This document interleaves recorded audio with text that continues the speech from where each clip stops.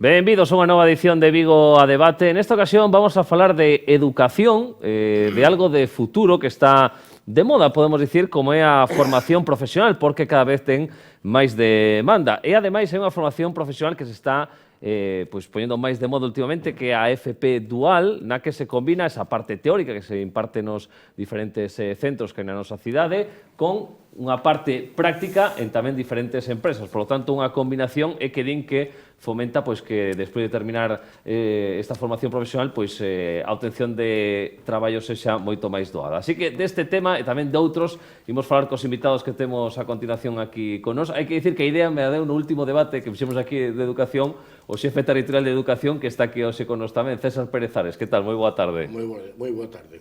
Tamén está con nós a presidenta de FOAMPA, Siria Salvande. Que tal? Moi boa tarde. Hola, boa tarde, que tal? E temos con nós os directores dos dous centros integrados de formación profesional que hai na nosa cidade en Vigo. Por un lado está o director do Manuel Antoni, Iván Iglesias. Que tal? Moi boa tarde. Hola, boa tarde. E o director do Valentín Paz Andrade, Alfonso Silva. Que tal? Moi boa tarde. Boa tarde. E a verdade é que un vendo titulares de prensa, pois isto parece que funciona, Isto, por exemplo, a inserción da FP Dual é 20 puntos superior a dos ciclos convencionais. A afiliación a esta modalidade aos 4 anos ronda 83% frente ao 63% da convencional. Ou o alumnado da FP Dual se multiplicou por 10 en Vigo nos últimos 8 anos. É dicir, que para isto funciona, aínda que logo escoitan outras novas como tan só 4 ciclos de FP non chegaron todas as súas prazas pese á súa alta demanda e quedan plazas por cubrir tamén na FP Dual. Bueno, sabemos que hai titulares contradictorios, pero en primeiro lugar o que vos quería preguntar a todos, pois como é a demanda desta FP Dual na nosa cidade, sobre todo para os directores, pois que é o máis solicitado polos alumnos. Así que veña, César, comezamos contigo. Pois nada, efectivamente, boas tardes a todos. Moitas gracias por facer este programa, porque creo que é moi interesante, además está de moda a formación profesional. Teño que decir claramente que a formación profesional dual, como acaba de decir, e depois supoño que os directores e a propia presidente de FOAMPAS tamén farán os seus comentarios, ten sido un éxito tanto na inserción laboral como no que é a formación académica, non? Porque permite esta modalidade facer a parte teórica e a parte práctica. A parte teórica nos propios centros educativos e a parte práctica cas empresas. E, ademais, eso tamén repercute económicamente nos rapaces, é dicir, nas personas, nos alumnos, porque tamén se lle dota económicamente dunha asignación económica. Dito isto, para non ser mono, como suele dicirse, solamente falar eu e participen os directores que creo que te conocen, teño que dicir claramente que o que é a inserción laboral acada en FP o 100% e nosotros na outra parte que sería a formación profesional non da FP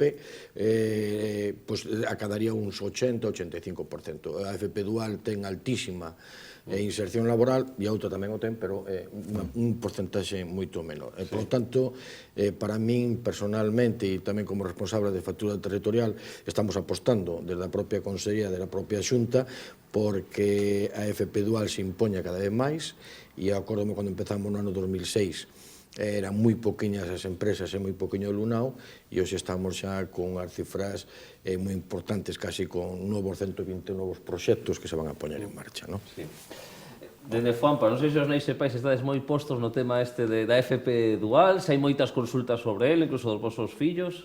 Non é un eido no que efectivamente haxa moitas consultas como nais e pais, porque é certo que quizáis aos rapaces escollen máis eles ese modelo ou non veñen tanto as familias, pero si é certo que falan os rapaces con nós e vemos tamén que, bueno, que na teoría está moi ben o tema da FP Dual, pero despois os problemas son as condicións laborais que ten ese personal cando vai a FP Dual e que, ademais, que algo que nos preguntan moito é que non se lle garantiza, por moito que este en ese ano, que os vayan a contratar o ano que ven, porque ademais saben que despois ven outra remesa que vai traballar. Entón, nesa que fan as prácticas non significa que vayan a quedar nin que vayan a estar, que vayan a ter un salario e vayan a estar formados.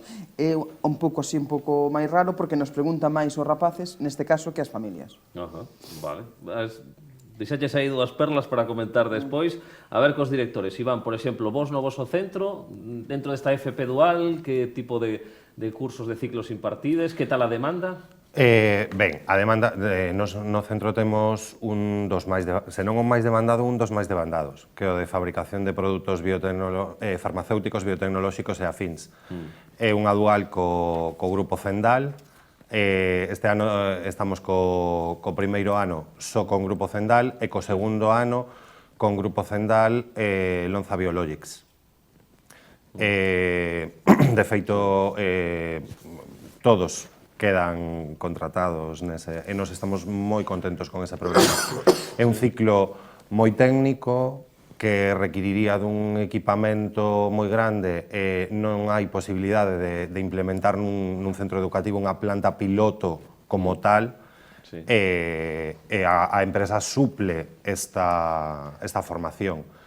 De feito, bueno, o que comentaba Iria de que non saen formados, regular, porque precisamente teñen unha parte da formación no centro educativo e a outra parte na empresa. Eles non só están facendo non só están desenvolvendo un posto de traballo na empresa, senón que teñen unhas horas de formación. Hai unha parte da formación que a reciben na empresa. E despois temos o de elaboración de produtos alimentarios, con Alfrío, con Mascato Salvaterra, con Pescanova. Ten algo menos de demanda, pero tamén están quedando un sector importante na contorna. Tamén é alumnado que queda colocado nas empresas da contorna. Cantos alumnos son máis ou menos? Pois o de principio son 12, os proxectos arrancan cun mínimo de 12 en fabricación de produtos farmacéuticos. No segundo ano arrancaron 12 con Cendal e 4 con Lonza. No de elaboración de produtos alimentarios penso que arrancaron algo menos 10 coas dúas empresas. E a demanda? O sea, hai lista... Sí, hai listas de espera, o que che dicía. En elaboración de produtos alimentarios ten moita menos demanda, pero fabricación de produtos farmacéuticos para as 12 prazas adoita haber entre 75 e 80 solicitudes. Non sei se te referías a formación ou as condicións laborais. Condicións laborais, vale. Creo que formados sí que saen, me refiro que a formación que se lle dan nos centros creo que é boa e a que reciben nas empresas, pois é o traballo que van a facer, pero eu creo que as condicións laborais non son as mesmas que as dun traballador e que hai certa tasa de reposición moi alta polos datos que estiven vendo das empresas. Alfonso, vos no Valentín Paz Andrade. Bueno, nos empezamos a FP Dual relativamente fai pouco tempo, non? O sea, fai, creo, lembrar 6 anos. E empezamos con un ciclo medio de soldadura e a día de hoxe temos xa 6 ciclos en esta modalidade, non? Temos nas familias profesionais do sector industrial, que son as que temos implantadas no centro, temos, pois eso, o ciclo medio de soldadura, de feito, tivo bastante éxito porque a día de hoxe xa vai a terceira promoción e siguen as mesmas empresas que comezaron e se incorporaron algunhas máis. Temos a Asteleiros Nodosa, temos a Pipe Wars, temos Urquiraox e varias empresas máis de aquí da zona de Vigo. Despois, nos ciclos de transporte e mantemento de vehículos, temos acordos co grupo de Pérez Rumbao para o ciclo superior de automoción e coa Asociación de Talleres ATRA para o ciclo medio de electromecánica. E temos tamén, vamos a ver, en Madeira, este ano empezamos o primeiro ciclo de carpintería con dúas empresas aquí da zona de Vigo, que son Carpintería Joila e Carpintería Fonte do Tallo, e temos tamén o ciclo medio de instalacións de produción de calor con Foncalor, que é unha asociación que englobaba máis de 100 empresas, pero ahora creo que xa se unificaron con Ourense e o número de empresas se incrementou considerablemente. A experiencia é boa, porque de feito ao principio sí que nos costaba un pouco tiñamos que facer unha labor comercial, non? Ir polas empresas, pois, cantando as bondades da FP Dual, eran bastante reacios, pero agora a situación é a contraria, o sea, agora son eles, son as empresas as que demandan esa formación, non? E moitas veces, en algúns sectores, como por exemplo o da automoción mesmo, non somos capaces de satisfacer esa demanda, non? Porque cal é o problema da formación profesional? Que, bueno, non é un problema da formación profesional, é un problema da sociedade. O problema é que algúns perfis profesionais son moi demandados e hai poucos alumnos que estudien os ciclos relacionados con esos perfis, non? Pasa, bueno, polo que eu coñezo no meu centro, no sector industrial, tanto na madeira como en automoción, como instalación e mantemento. Estamos falando de ciclos de frío, de climatización, de producción de calor, de mantemento de instalacións térmicas en xeral, donde a demanda é tan alta que nós non temos alumnado suficiente para cubrir esa demanda, non? Entonces, aí sí que temos un reto importante. E alumnos, máis ou menos, cantos tedes vos? Andamos sobre 1000, pero... Na FP Dual? Na FP Dual, sobre o cálculo que o 10%, máis ou menos agora mesmo, pero coa idea de incrementalo nos próximos anos. De feito, bueno, habrá oportunidade de falar ao mellor da nova lei de FP. A nova lei de FP solamente contempla xa ciclos de dual. De dual, é o futuro, polo tanto, da FP. A ver, César, que te veo aí tomando notas, non sei se queres tamén comentar algo que hicieron os teus compañeros. Pareceme moi interesante o que acaban de decir os directores, porque son coñecedores da propia realidade in situ, do propia dinámica da formación profesional. Eu creo que sacaron dous temas que son moi importantes, que un é a alta demanda e, sobre todo, o avance que supuxo nos últimos anos a FP Dual, e logo depois a alta demanda que hai por parte de sectores de formación de alumnado.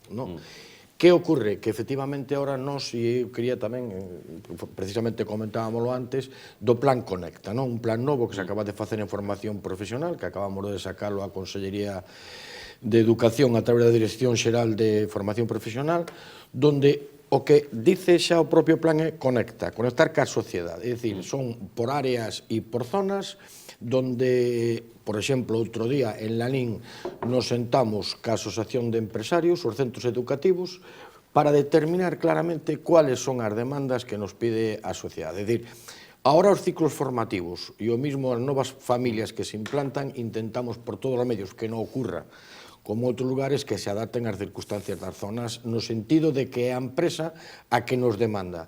Que nos demanden unha zona como é determinada estrada, pois o ciclo do moble, porque a estrada é punteira no tema do ciclo do moble, ou Lalín nos ciclos textiles ou outros similares, no mismo aquí na zona, como ben decían antes os directores, que nos demanden, pois, por exemplo, o que ciclos formativos relacionados ca automoción ou co outro máis. Por eso que é moi importante. E ese é o plan, precisamente o plan Conecta, que nos próximos días terémoslo tamén na zona de Vigo, que abarcará todo o que área.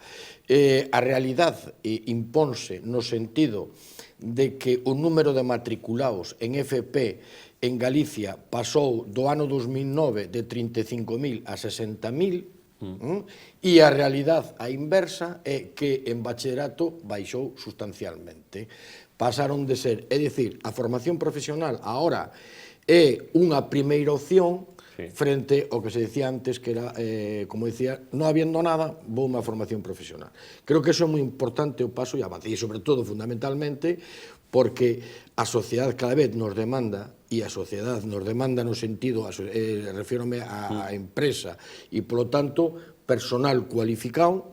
Ese personal cualificado tamén é fundamental para que teñamos empresas competitivas e, efectivamente, podamos ter persoas con competencias e que eso determine que as nosas empresas podan tirar hacia adelante. E nese sentido teño que dicir claramente que Iria acaba de sacar un tema dos contratos e todo eso. Eu creo que a formación é a cousa e a vida laboral, que se legisla por outro lado, é outra cuestión. Que, en todo caso, eu sempre aposto para que se fagan contratos como Dios manda, o sea, con a maior dignidade, pero de acordo ca legislación. Claro. Porque vos que nos vos encontrar entón dende Foampas? Nos encontramos eso, que en teoría no papel está ben, pero a realidade é que bueno, e quería dicir moitas cousas agora ao respecto que estou tomando notas desto. Sí, a realidade é que os rapaces van a traballar, fan o traballo como outro operario que teñen o lío ao lado, pero non cobran por facer ese traballo e ademais algúns, por exemplo, sí que quedan como no sector das TIC ou como no sector tal, pero outros moitos saben que a empresa tampouco se preocupa moito porque despois vai vir outro. Entón, é certo que a taxa de reposición é moi alta e que non é garantía de que vayas ter que vayas a quedar ali, vayas ter un traballo. E eu, xa, por non tampouco falar moito máis, a min tamén é normal que as empresas teñan unha alta demanda. Hai unha carencia específica e en moitos sitios sectores de man de obra, de traballadores e traballadoras. Entón, é certo que as empresas les interesa neste momento moito a FP Dual porque é gratis.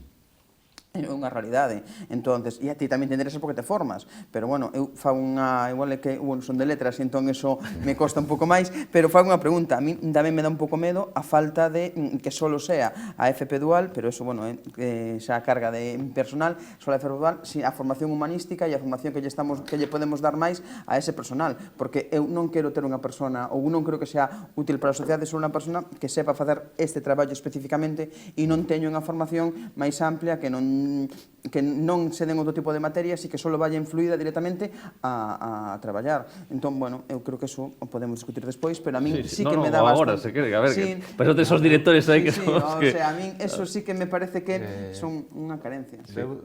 Simplemente, eu quería comentar que na nosa experiencia non é exactamente así. Porque, bueno, o alumno, independentemente de que faga FP, digamos, convencional ou a FP Dual, os contidos do currículo ten que dalos todos, non? Entón, o que se fai na FP Dual é que, por cada módulo, ao mellor non todos, pero a maioría dos módulos, hai un equipo docente que selecciona que resultados de aprendizaxe vai a quedar no centro educativo e que resultados de aprendizaxe vai a quedar na empresa. Entonces, se escollen, lóxicamente, para a empresa aqueles para os que a empresa este máis preparada, desde o punto de vista, ao mellor, do equipamento que teña e do personal.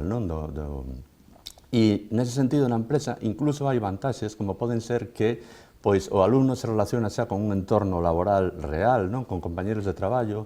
O alumno, ademais, non fai exactamente o mesmo traballo que un operario, porque el parte do tempo que está na empresa se está formando e el non cobra por esa formación. Esa formación é gratuita, digamos, para el. Él solamente vai a cobrar por, digamos, a parte profesionalizadora, o sea, a parte do tempo que está na empresa durante a cual está desarrollando un traballo. Pero non, se está 8 horas na empresa, non está 8 horas traballando, está ao mellor, pois, 3 ou 4, e o resto se está formando, está acadando esos resultados de aprendizaxe que están contemplados no currículo. Aínda así, bueno, o alumno está cobrando unha beca a través de FEUGA e no caso da zona de Vigo me consta que é superior económicamente a outras zonas de Galicia. Entonces, e o tema de que despois o alumno non sigue na empresa, bueno, no noso caso teño que decir que os que non siguen son porque non queren os alumnos, non porque non queira a empresa, porque estamos falando de empresas xa, ao mellor, de certa entidade, aquí na zona de Vigo, que precisan ese perfil profesional e que eles son os primeiros interesados en que o alumno continúe, porque de feito está invirtindo, está invirtindo tempo e diñeiro en formar ese alumno e non lle interesa para nada, mellor que se vaya unha vez remate ese período de formación á competencia. Entón, nese sentido, polo menos pola experiencia que nos temos, os alumnos están continuando na empresa traballando e nalgún caso non é así porque é o propio alumno que decide o mellor continuar estudios na universidade ou traballar noutra empresa. Sí. Vos, Iván, situación similar que comenta Alfonso? Sí, de feito, a ver, para as empresas que colaboran con nós nos proxectos de Dual, comentaban ao principio que a formación profesional dual que lles permite formar mellor o traballador e que lles aforra tempo, porque antes durante un ciclo de formación profesional normal si fan un período de prácticas en empresa tamén. Sí. Pero é un período moito máis corto. Toda a formación no centro educativo despois van en torno a 2 meses e medio, 3 meses. Estaríamos na mesma situación, pero que pasa? Que despois a empresa ten que seguir formando. Cando desta maneira pasan máis tempo na empresa, ben, é verdade que hai unha parte de formación do currículo e unha parte de actividade profesionalizadora. Daquela, todas as horas que pasan aí permítelles aforrar tempo para, a parte de completarlle a formación curricular, para formalo tamén na empresa, de xeito que cando rematan o ciclo é un traballador máis. Perdón, ten toda a formación precisa para desenvolver o posto de traballo. Normalmente, bueno, claro, son empresas grandes, non só desenvolven un único posto de traballo, senón que rotan polos diferentes postos de traballo da empresa precisamente porque teñen que acadar as competencias de todos os módulos do ciclo. E hai control sobre esas empresas de que se cumpla... Como é ese control que se fai? Eso que quería, un pouco, se me permites, non? Sí, claro, sí, sí. É que quería os comentar, é dicir, cando Iria comentaba este tema, sí que hai un control por parte dos centros educativos, son os coordinadores, precisamente, os que están nomeados de FP e os propios alumnos que tamén mostran a súa queixa ou o seu, bueno, circunstancias que son que non teñen nada que ver ca súa formación ou cualquier outra circunstancia ante os equipos directivos ou ante a xefatura territorial para denunciar esa situación. Por lo tanto, existe esa figura do coordinador, que creo que é moi importante en cada centro educativo.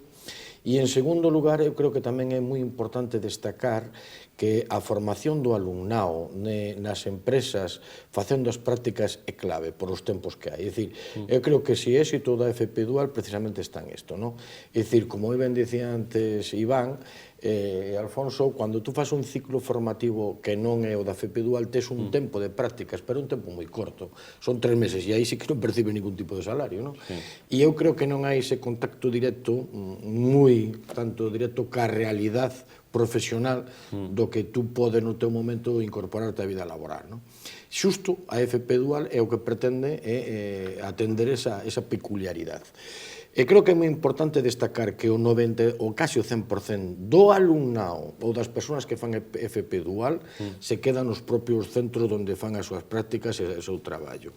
Pode haber algún caso que non, bueno, pode haber algún caso, sí, pero mayoritariamente todos. E volvo a insistir, e creo que antes o comentaba Alfonso, de que unha empresa que está contenta e ve que ten interés o alumno e o alumno ten interés con esa empresa porque lle gusta, por exemplo, no sector hostelería, no sector restauración, ou no sector automoción, ou outros, é dicir, ese perfil normalmente o empresario non o deixa marchar. Por qué? Porque está lo formando, conoces o individuo, conoces a persona, e logo chega un momento en que, sí, pode vir outro, como dicía Iria, outra persona que vai a sustituir, porque efectivamente hai que seguir facendo. Claro. Pero, amigo mío, este lo conozco, e consecuentemente quédome con él. Por lo tanto, eu creo que é moi importante. E logo, despois, tamén depende das persoas. É dicir, temos ciclos formativos que, efectivamente, como, por exemplo, a anatomía patolóxica, que son os de sanidade e outros máis, ou de laboratorios, que a veces ese alumnado, ese perfil dese alumnado, pois tende máis a facer despois carreira universitaria, non facer os grandes universitarios. Estou me referindo, por exemplo, ao da anatomía patolóxica, que hai un número de alumnos importantísimo, que é un medio de acceso a Facultade de Medicina ou a Facultade de Fisioterapeutas ou a Enfermería, etc. etc. Por qué? Porque a súa nota permítelle que haxa unha reserva de número de alumnos para que podan acceder a este tema. Pero son peculiaridades, non?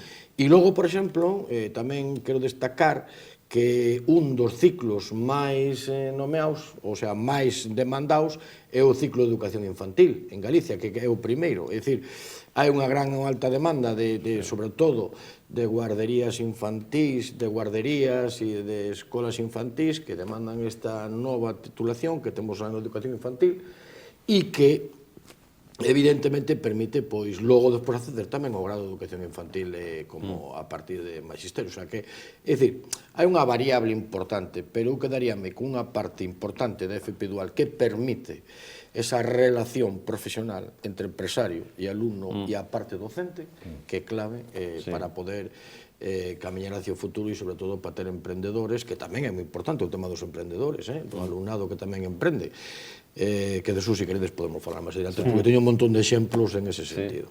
Quero me preguntar, Iván, perdón, Iria, tema de inserción laboral, vos como estades?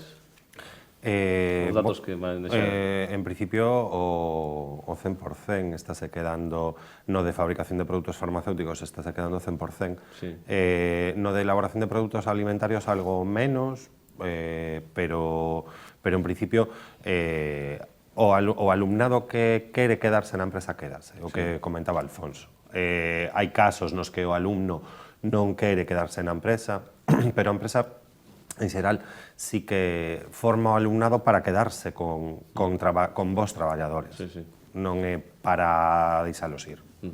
Iria, querías apuntar? Sí, eu quería preguntar quenes son os titores dese alumnado. Os titores, por un lado, na empresa.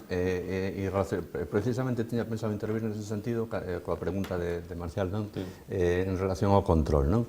Hai un titor do centro, que é o titor do equipo docente do grupo, e despois en cada empresa hai un titor que non é o xerente, sino que é un traballador que é, digamos, un xefe de grupo similar, non? Entonces, o titor do centro e o titor da empresa están en continuo contacto e o titor do centro incluso visita a empresa cada certo tempo para, bueno, comprobar in situ que o alumno está acadando os obxectivos fixados no acordo, non? Porque hai un acordo específico de FP Dual que se asigna con cada empresa. En algún caso, en algún grupo, en algún ciclo, é con unha única empresa, pero no caso, por exemplo, por poñer un exemplo da Asociación Atra, pois co ciclo de carrocería de Dual, pois normalmente vai un alumno, dous, a cada taller, a cada pequeno taller. Entonces, é unha labor importante, por eso tamén estes titores teñen unha dedicación horaria importante durante a semana para ir visitando as empresas e ir coordinando cos titores esta formación, non? Despois, lóxicamente, os alumnos tamén informan ao titor de se están acadando os obxectivos ou non, se están ao mellor demasiado tempo facendo unha determinada labor e entonces hai, digamos, unha canle continua de comunicación para axustar esa formación, non? Lóxicamente, hai aspectos que se poden mellorar, sobre todo ao principio, pois hai cousas que ao mellor non saen todo o ben que deberían e nese sentido sempre se tratan de corrixir, non? E no caso de que puntualmente haxa algunha empresa que non responda, pois lóxicamente non se ten en conta para futuros convenios, non? Entonces, nese sentido, sí que hai unha preocupación por parte do equipo docente e do centro educativo en xeral de que non se descoide esa formación e ese cumplimento do acordo. Bueno, é que eu creo que isto tamén está moi ligado e eu creo que non podemos tampouco deixar de man coa reforma laboral. O sea, me refiro que a reforma laboral establece, xa establecía no seu texto, que as empresas poden dar este tipo de formación. O sea, hai asociacións profesionais, non vai ser solo, vos decía o tema dos sectores, non é solo os centros de ensino, sino que a reforma laboral establece que Citroën pode dar formación a operarios e habrá un titor e unha persona que de Citroën que xestionará e fará ese tipo de formación. Entón, por eso decía eso dos sectores, porque a mí me parece tamén un rollo complicado e un tema bastante, o sea, que eu creo que, efectivamente, que é certo que non hai perfis laborais, é certo que neste momento se demanda de moitos sectores e moitas personal, vimos eso, pois ao mellor por traballo coñece máis, o sector das TIC, onde temos unha burbulla e faltan como, non sei si en Galiza, 8.000 traballadores, o sea, e son imposibles de conseguir, e creo que tamén en soldadura, en madeira, ou isto que decías tú da Cendal, igual, pero bueno, eu creo que deberíamos mirar un pouco con lupa que vai pasar con esa xente. A mí me preocupa o día despois son sincera tamén, e porque as familias, os rapaces veñen, nos preguntan, e bueno, e tamén por tema laboral personal, pois eso, Preocúpame. Bueno, pois despois desta reflexión facemos unha pausa publicitaria e seguimos neste Vigo a Debate.